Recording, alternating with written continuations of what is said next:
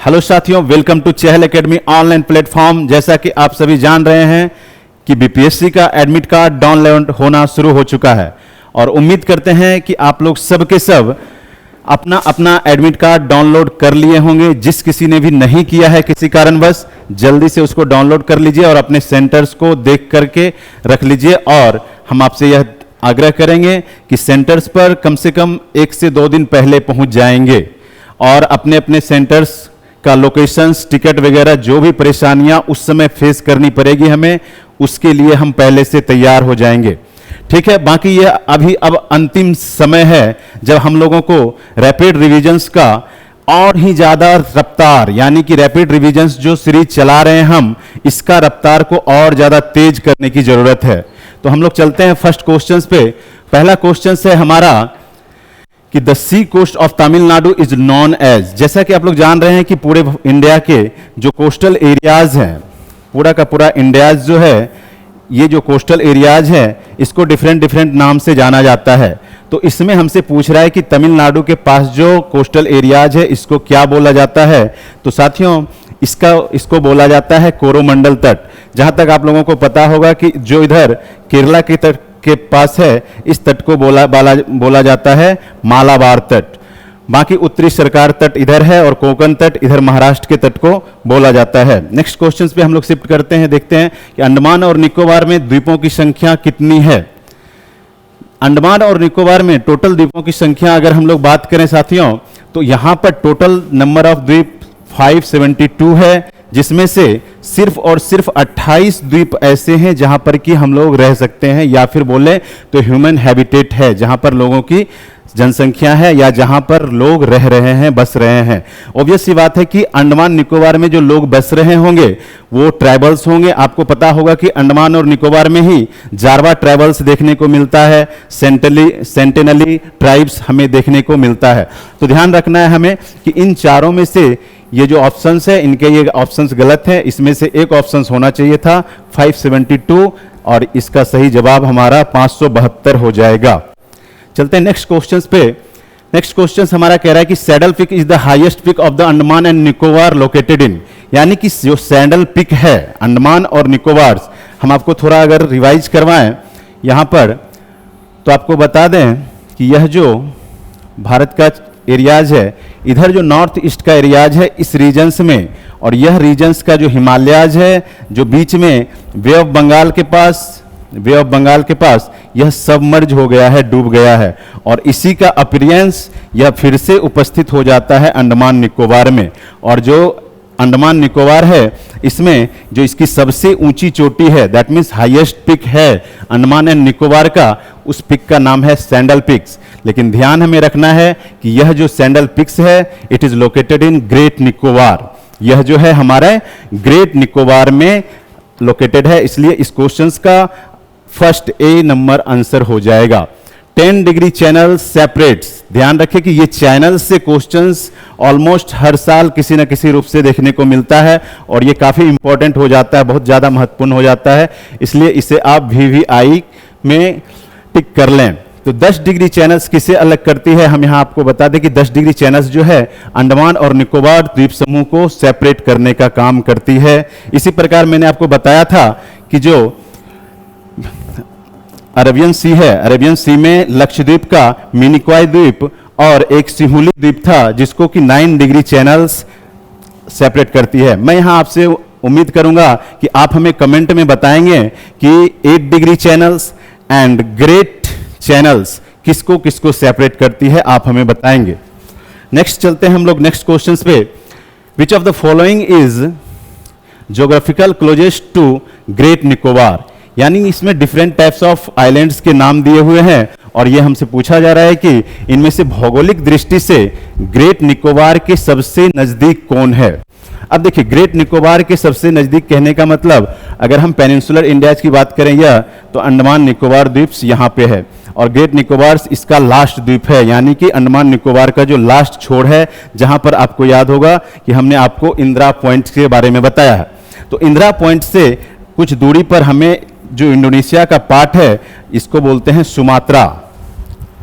ये Sumatra islands है जो सबसे क्लोजेस्ट है हमारा, तो इसलिए इस क्वेश्चंस का सही जवाब हमारा हो जाएगा सुमात्रा आइलैंड्स। ध्यान रखेंगे कि Sumatra islands is a part of Indonesians island.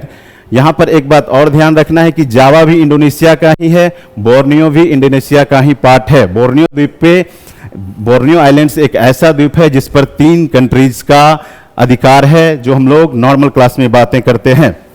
Next चलते हैं हम लोग, the most populous island of India is, यानी कि भारत की सबसे अधिक आबादी वाला द्वीप कौन सा है। तो यहां पे हम आपको बता दें कि जो भारत है, भारत की सबसे अधिक आबादी जिस द्वीप पर बसता है उस द्वीप का नाम है सालसेट। सालसेट द्वीप का लोकेशंस की बात करें तो सालसेट द्वीप हमारे इस महाराष्ट्र में जो गल्फ ऑफ खंभात है, यानी खंभात की खाड़ी है, वहां पर हमें देखने को मिलता है। तो इस क्वेश्चंस का जो जवाब हो जाएगा हमारा सालसेट आइलैंड हो जाएगा। नेक्स्ट चलते हैं 7th नंबर क्वेश्चंस पर। यह कह रहा है कि in which of the following parts of India atolls are commonly found, यानी कि कॉमनली फाउंड जो है, एटॉल्स एक वर्ड है जो कि सामान्यतः इंडिया में कहां पर पाया जाता है। आपको बता दें कि एटॉल क्या होता है। आपने सुना होगा कि माउंटेन्स के अंदर भी ज्वालामुखी होते हैं, और ये ज्वालामुखी जब माउंटेन्स के अंदर है, सपोज कि ये इसके ऊपर वाटर्स हैं, और कोरल रीफ का नाम आपने सुना होगा। कोरल रीफ होता है एक एल्गी टाइप का, या फिर एक बोले तो एक माइक्रो ऑर्गेनिज्म, छोटे से जीव होते हैं जो कि जिसको पॉलिप्स बोला जाता है, पॉलिप्स, और वह क्या करता है, कैल्शियम कार्बोनेट सेक्रेट करते रहता है। तो ये जब ये जो हमारा आइलैंड्स है, इसके चारों तरफ इस तरह से सेक्रेट करके एक लैंड फॉर्म्स इस तरह का तैयार करता है, इस लैंड फॉर्म्स को ही एटॉल बोला जाता है। यानी सिंपली समझे तो एटॉल का मतलब होता है घोड़े की नाल। आप लोगों में से बहुत सारे लोग घोड़े की नाल जरूर देखे होंगे, तो इसे ही एटॉल बोला जाता है। और इसका फॉर्मेशंस हमें ज्यादातर मैक्सिमम देखने को मिलता है हमारा लक्षद्वीप के पास। आपको पता होगा कि जो लक्षद्वीप है, लक्षद्वीप हमारा कोरल आइलैंड से ही है। ठीक है, चलते हैं नेक्स्ट पे। नेक्स्ट हमारा क्वेश्चन है कि सरक्रिक विवाद निम्न में से किन 2 देशों के बीच है। तो ध्यान रखें कि सरक्रिक विवाद जो है भारत और पाकिस्तान के बीच बना हुआ एक विवाद है। ध्यान यह भी रखना है कि आखिर में सरक्रिक है कहां। तो साथियों, सरक्रिक इस रीजन्स में, गुजरात के रीजन्स में, जो ये एरिया है जो पाकिस्तान के सिंध प्रांत से टच करता है, पाकिस्तान के सिंध प्रांत से जो गुजरात का एरिया टच करता है उसे ही सरक्रिक बोला जाता है। तो ध्यान हमें रखना है कि सरक्रिक जो है यह भारत और पाकिस्तान के बीच विवाद का मुख्य कारण है। इसके अलावा कारगिल्स भी हैं और अक्साई चीन्स जो चाइना के साथ विवाद वाला जगह है।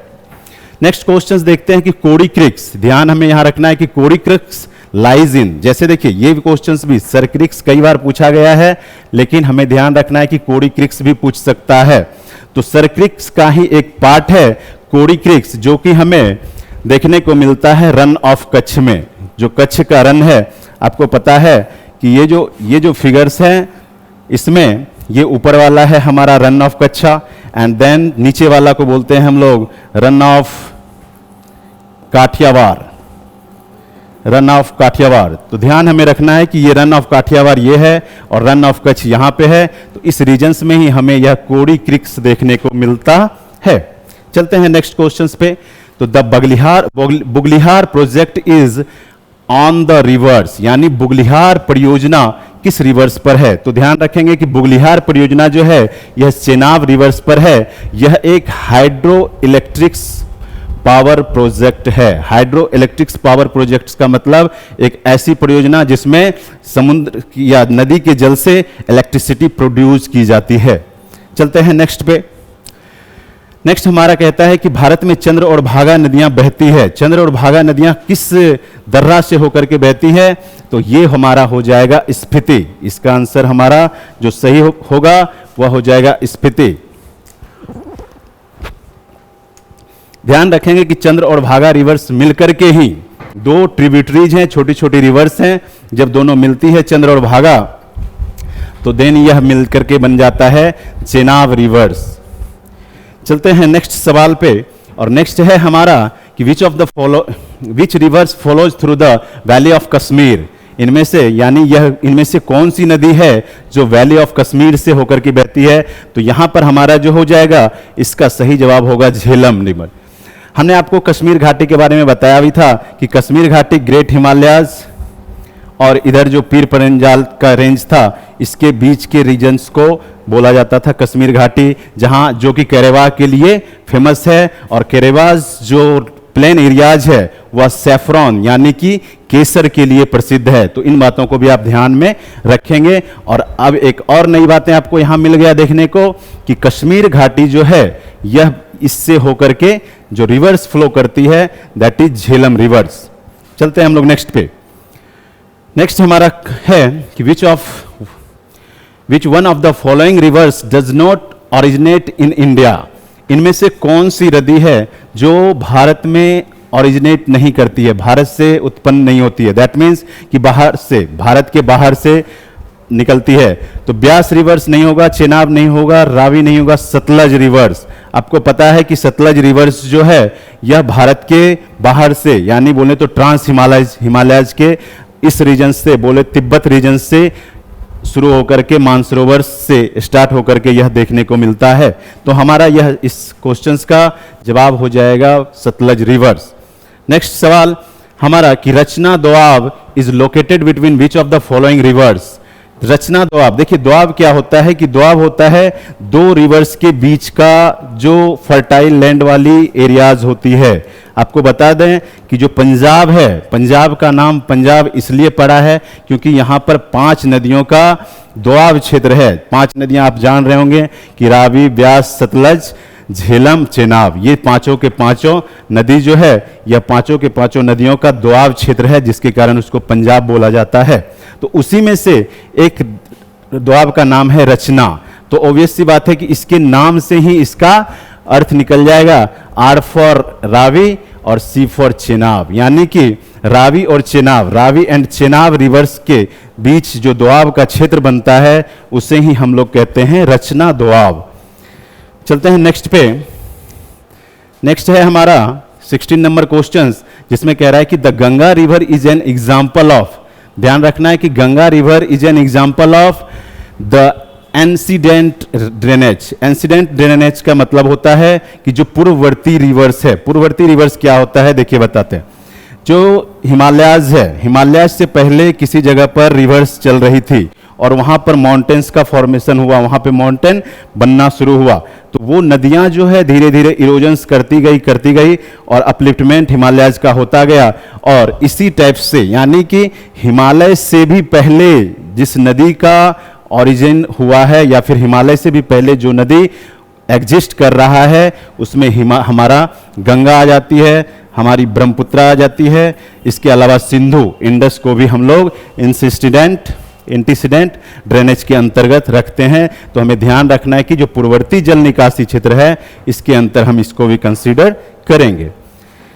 चलते हैं हम लोग नेक्स्ट क्वेश्चन पे। नेक्स्ट क्वेश्चन से हमारा Majuli is the largest inhabited riverine island in the world is formed by, यानी माजुली एक द्वीप है। माजुली जो है यह एक द्वीप है, और कैसा द्वीप है, रिवराइन द्वीप है, यानी कि रिवर्स नदी पर होने वाला यह एक सबसे बड़ा द्वीप है। और यह कहाँ है, तो हम आपको यह बता दें कि यह असम रीजन्स में हमें देखने को मिलता है। असम रीजन्स में हमें देखने को मिलता है। और यह किसके द्वारा बनाई गई है, तो यहाँ पर तो आप गैस भी कर सकते हैं कि जो नॉर्थ ईस्ट रीजन्स है, जो हमारा ये नॉर्थ ईस्ट का रीजन्स है, इधर से ही ब्रह्मपुत्रा रिवर्स इंटर करती है। और इसी ब्रह्मपुत्रा पे असम में माजुली द्वीप का फॉर्मेशन हुआ है। तो इसलिए इस क्वेश्चन का सही जवाब हमारा हो जाएगा ब्रह्मपुत्रा नदी। चलते हैं नेक्स्ट क्वेश्चन पे। नेक्स्ट क्वेश्चन है हमारा दूध गंगा नदी कहाँ स्थित है। दूध गंगा जो नदी है यह कहाँ स्थित है, तो आपको बता दें कि जो दूध गंगा नदी है यह जम्मू एंड कश्मीर में हमें देखने को मिलता है। नेक्स्ट क्वेश्चन पे चलते हैं। विच of the following tributaries of the Ganga system follows northward, यानी कि इनमें से कौन सी नदियां हैं जो कि गंगा में नॉर्थवर्ड डायरेक्शन से जाकर के मिलती है। तो ऑब्वियस सी बात है कि इनमें जो अगर देखें कोसी ऊपर से आती है, यानी ये साउथवर्ड डायरेक्शंस में फ्लो कर रही है। घाघरा ऑलवेज राइट जो फ्लो करती है वो हमारा राइट साइड से, या बोले तो वो साउथवर्ड डायरेक्शंस में। सोन रिवर जो है यह हमारा नॉर्थवर्ड डायरेक्शंस में चलती है और गंगा में जाकर के मिल जाती है। तो इस क्वेश्चन का सही जवाब हमें बेटा नहीं, सोन रिवर्स, ये हमारा सोन रिवर्स हो जाएगा।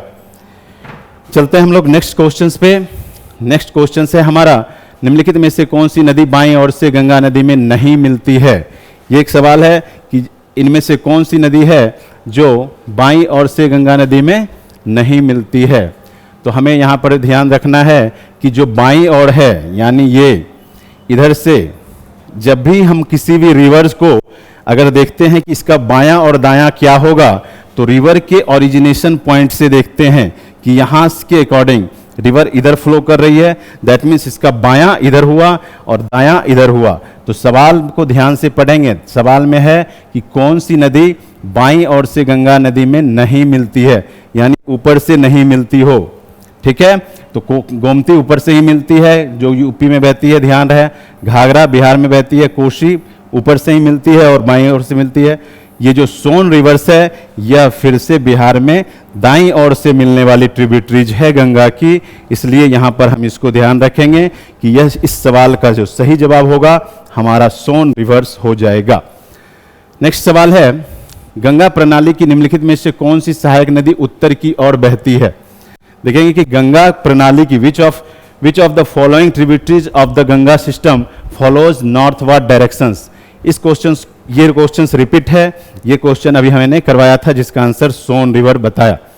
देन चलते हैं नेक्स्ट पे, which rivers among the following does not join the Ganga river from left, यानी गंगा रिवर्स में लेफ्ट से ज्वाइन नहीं करता है। ये क्वेश्चंस भी रिपीट है। नेक्स्ट क्वेश्चन, निम्नलिखित में से कौन सी नदी फतुहा में गंगा से मिलती है। ये क्वेश्चन बहुत इंपॉर्टेंट है और इस पे ध्यान रखना है कि इनमें से कौन सी नदी है जो फतुहा में, फतुहा आपको पता होगा कि पटना के पास है, और पटना के पास आकर के जो पुनपुन रिवर है, पुनपुन नदी है, यह आकर के दक्षिणी सिरे से, यानी बोले तो राइट बैंक ट्रिब्यूटरीज है गंगा की, जो गंगा में आकर के मिलती है। तो इस क्वेश्चन का अगर सही जवाब देखें तो पुनपुन हो जाएगा। नेक्स्ट क्वेश्चन पे चलते हैं। बस इतना ही हमारा 21 क्वेश्चंस का ये सीरीज था, और आप लोगों से यह अब हम आग्रह करेंगे कि हमारा रैपिड फायर रिवीजन सेशन अभी चलता रहेगा, और यह तकरीबन हमारा 13 सितंबर को एग्ज़ाम है, तो 13 सितंबर 11th ऑफ सितंबर तक हमारा यह सेशन चलेगा, और आप लोग इस सेशन से ऐसे ही जुड़े रहें और इस सेशन को काफ़ी इंजॉय करें। और भी जो भी सब्जेक्ट हैं आपका अब यहाँ पर एकदम फोकस्ड होकर के अपने रिविजन्स को हर एक सब्जेक्ट में रैपिड रिविजन्स की तरह से करना है और इसे आगे बढ़ाना है। फिलहाल आप लोग अपने पढ़ाई पे ध्यान दीजिए। धन्यवाद।